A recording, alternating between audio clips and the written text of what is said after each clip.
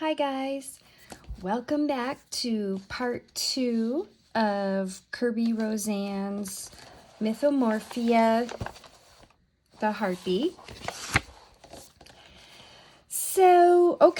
So we are done with most of the Harpy, just laying down the Derwent colors and activating them and blending them with the water brushes.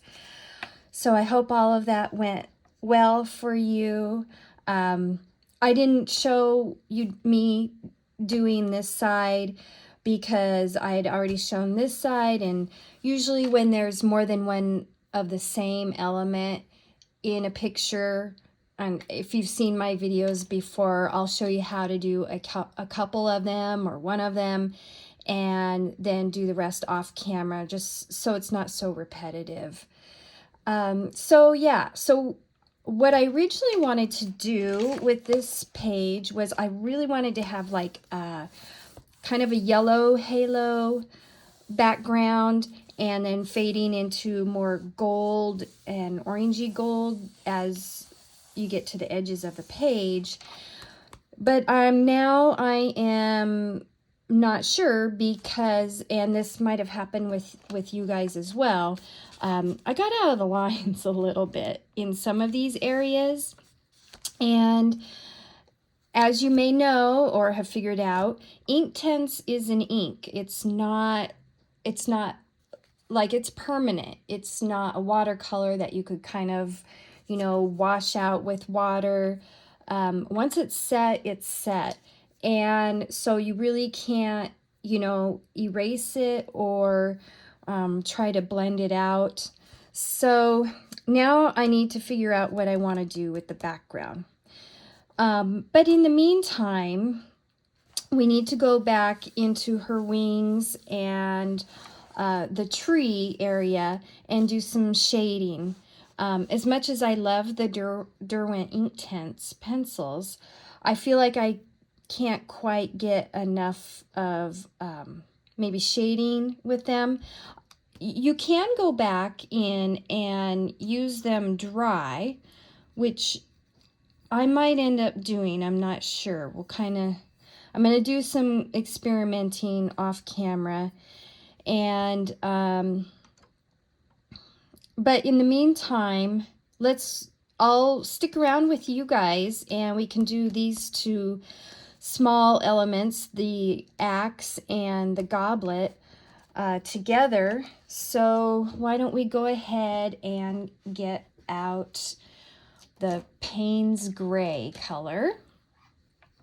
It's 2110. I'm going to go ahead and sharpen mine. Okay, so let's go ahead and start right here and just kind of fade it out to the edge.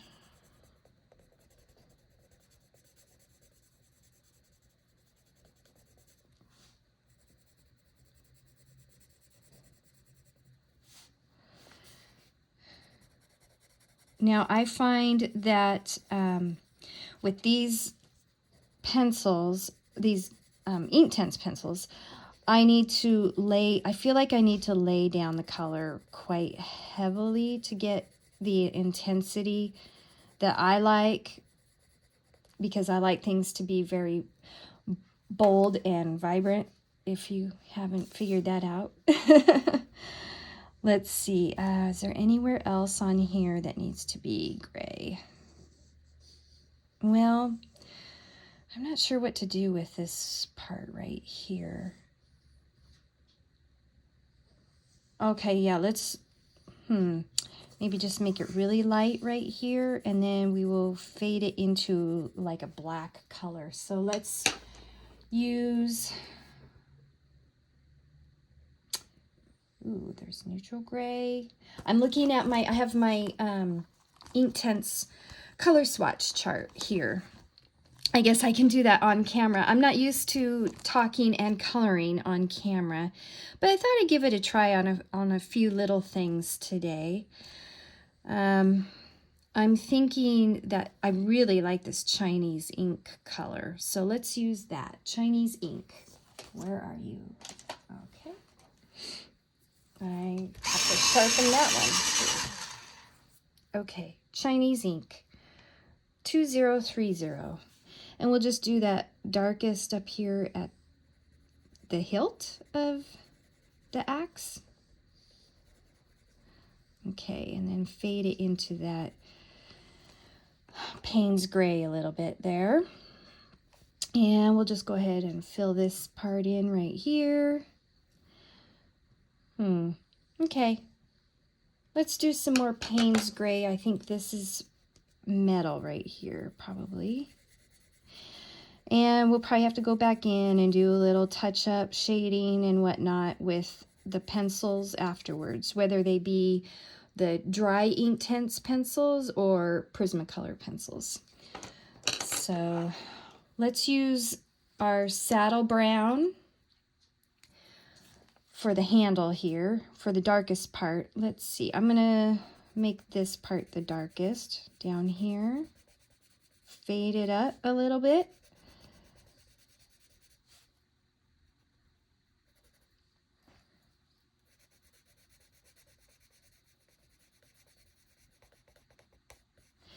Okay, and then let's use tan.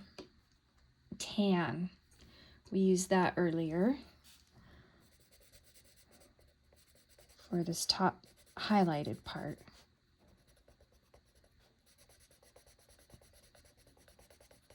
Okay.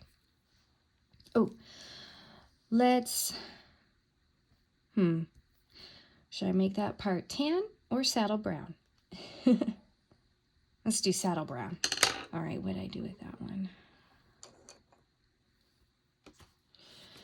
All right, now where did I set that down? See, this, I'm a little scatterbrained, I guess. No, not too bad. All right, so now we've got that guy colored in. Let's go ahead and activate it while we're still working on it here.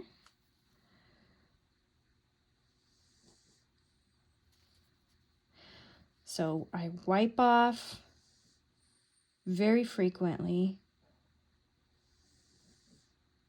because I just want to maintain as much control over the color as possible. There we go. Actually, so it really helps to start with the light and then work into the dark.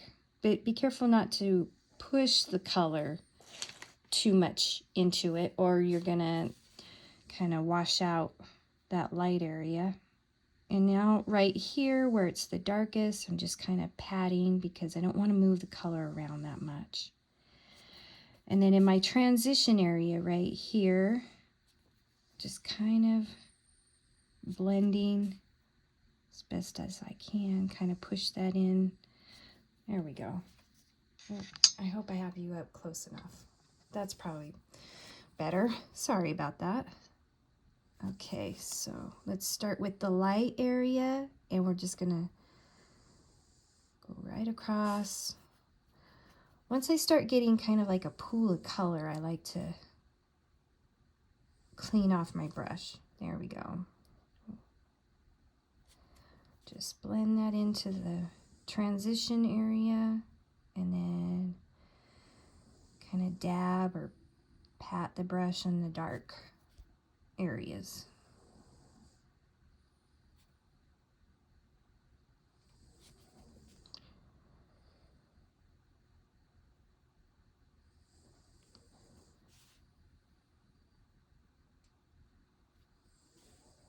And then smooth out any like little marks that you can see that you left from your brush. Okay, so now the hilt. And I'm starting with the light area and then working down to the dark area.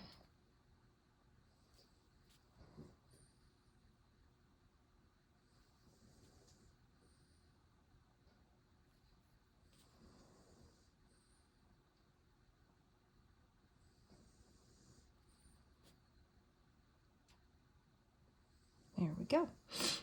Looks good. Let's do the goblet. So we'll take our Payne's gray because I want to make this look like it's pewter. So put our darkest area here and kind of fade it out. And do the same here, kind of darkest at the base right here, and then just fade out. Won't be able to get too detailed with these tiny little elements of the page, but they're fun. Now, I like to use, in Kerby Rosanes books, because this paper, it's really smooth and there's really not a lot of tooth to it. I find that I prefer to use the Derwent pencils and with the Prismacolor details and shading like we're going to do with this one, with these books, because it just doesn't seem like the tooth of the paper can handle a lot of the Prismacolor pencils. Layers is what I'm talking about. I just can't seem to get as many layers as I like in these books with just Prismacolors alone. So I kind of figured out that it's best to use the Derwent Inktense first. So, all right, let's go ahead and what do we want to do? This is glass, and you can make it, we could make it blue. We could make it red. That might be nice.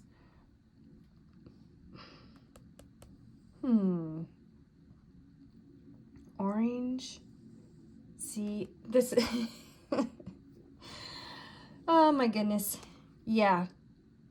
And because I don't know what I'm doing with the background now, because it's going to be hard to cover up these areas if I use a light color, well, I won't be able to cover them up. You know, I don't want to do this, anything here that's going to conflict with whatever I do in the background. And I'm not sure what I want to do in the background yet. Let's, oh, that's pretty. Okay. Let's use Shiraz. I don't know if I'm pronouncing that correctly. I know it's a type of wine, but I might be mispronouncing that, so please excuse me if I have. But let's get out that color, and I'm sure I'm probably going to have to sharpen mine. Let's see. All right, where is it? There it is. All right.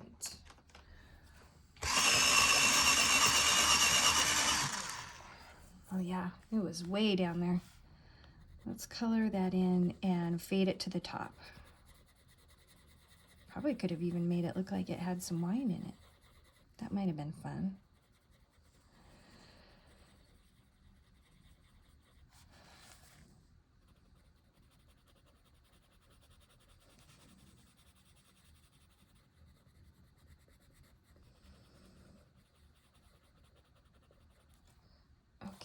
We'll just barely put any color right there. Okay, I'm going to darken this, lay down a little bit more color so it's really deep down there. All right, we got to figure out what we're doing on the base and these claw doodads there. My daughter always, she loves that little word doodad. Okay, for these, we used Payne's Gray for that. So let's use Chinese ink. Let's go back to Chinese ink. And we'll make this darker around the edges and fading to light towards the middle. Very lightly here. There you go. That's about all you need. And we'll just kind of do this medium pressure right there, and let's do medium to light as we fade up.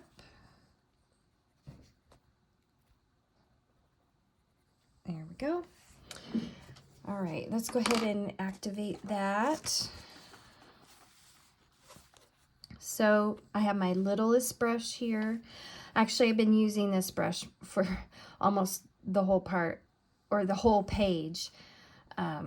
So I just feel like the more control you have, the better. So already getting too much color on my brush there. Okay, so I'm just patting the darkest area there.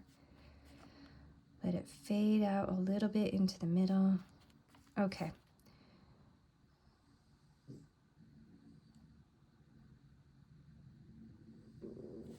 There we go. Gosh, I hope you didn't hear that. That was my stomach rumbling.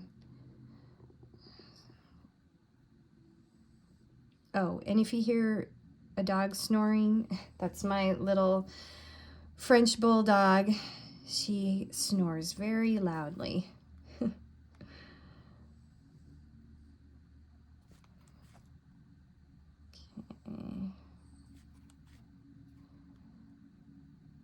She likes to be wherever I am, and that's just fine. I love to have her with me wherever I am. Just a little shadow.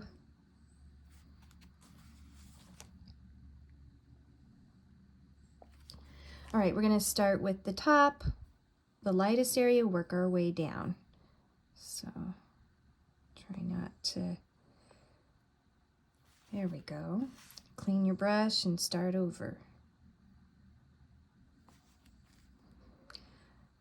Now, I mean, if this is stuff that you already know, sorry if it's repetitive for you, but you know, you never know what experience level somebody is at watching these videos. So trying to give you my methods here that work for me anyway. Everybody has their own way of doing things, so whatever works for you. All right, I think we got that. Okay, I'm gonna go brainstorm a little bit about what we're gonna do for this background.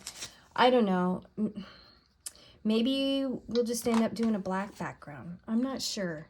Okay, I'll be back.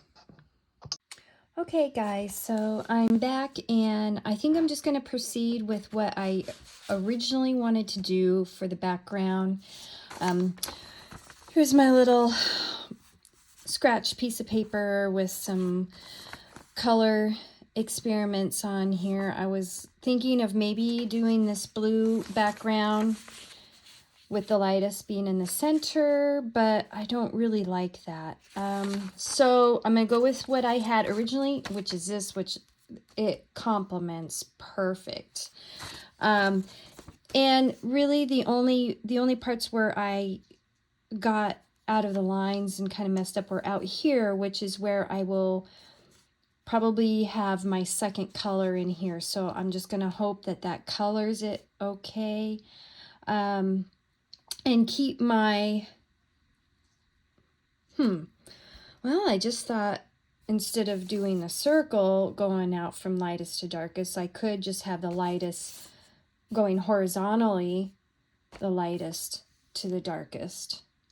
That might work. Then that would put a darker color in this area. Yeah. Might do that. But before I even decide that and get to doing the background, I can't forget that we need to do some shading in all of this, the darkest areas here, and in the tree, just to give it a little bit more definition and texture, maybe is the word I'm looking for. Also, I want to do some black shading in some of these feathers too. And then we're going to go back at the very end. We're going to do some highlighting in the feathers on the Harpy and these feathers in the air. We're going to do some highlighting with our Posca. So yeah, all right. I will say goodbye for now because I'm going to put you on, gosh, I don't even know what that's called, where I color and you watch. All right, guys, thanks for watching. I might pop back in. I'm not sure yet. Just kind of have to see how things go. Or I might do a voiceover. All right, thanks again for watching, guys. Talk soon.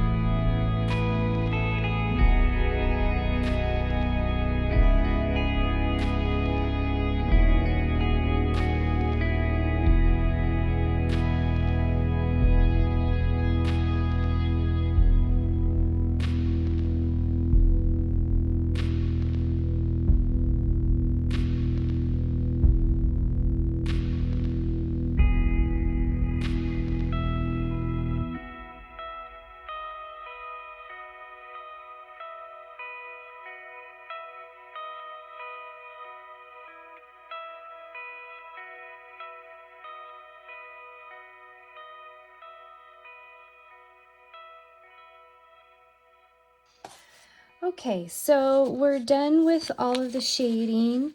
I think that looks much better. Yeah, definitely looks much better there.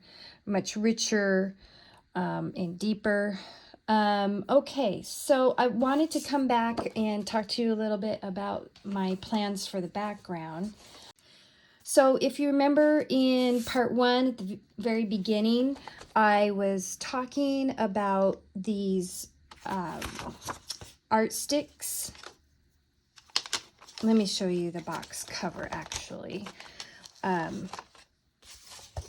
Yes, so this was the cover, and I was mentioning how really wanted to use these because I've hardly ever used them, and I don't know though if they still sell them. I couldn't find them when I looked for them to put a link in the video, but each color corresponds to a regular wood pencil. So I will give you the color on the little card there, the swatch card, and so that you know what color I'm using that way. So the colors that I had gone with, what I talked about earlier, are these here. So we have, I didn't write them down, but I know what they are. Let's see. Burnt ochre, goldenrod, yellow ochre, and then I faded that into cream. So go ahead and get those pencils out. And I'm going to use both pencils and these art sticks.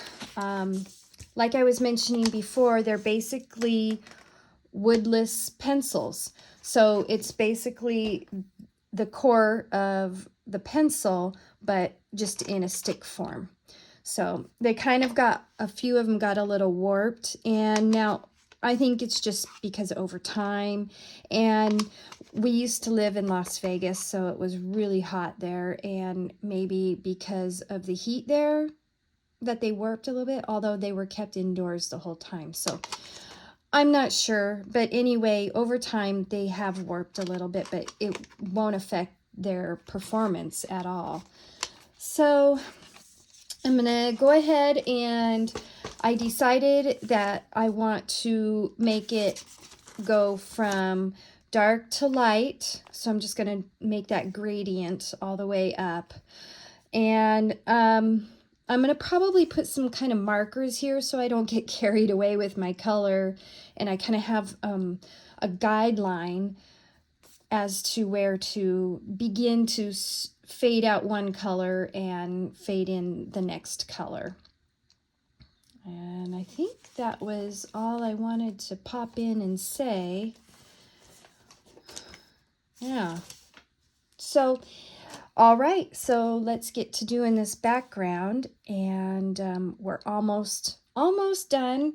Once you get the background, then you have all the fun stuff, the highlighting and whatever else, you know, sparkly elements you want to put in. However, for this particular picture, right now, I don't think that I'm definitely not using any stickles. I don't know about any kind of metallic or glitter gel pen. That might be a possibility. I'm not sure. So we'll just have to see where the picture takes us. All right.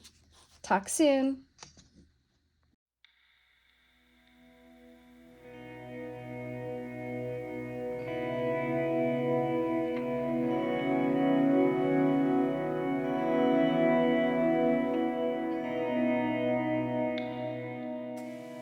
Okay, so here where you see me drawing the guidelines of kind of where I want to place my colors, I have added a color between yellow ochre and cream. I have added sand. I just felt like it needed one more transitional color.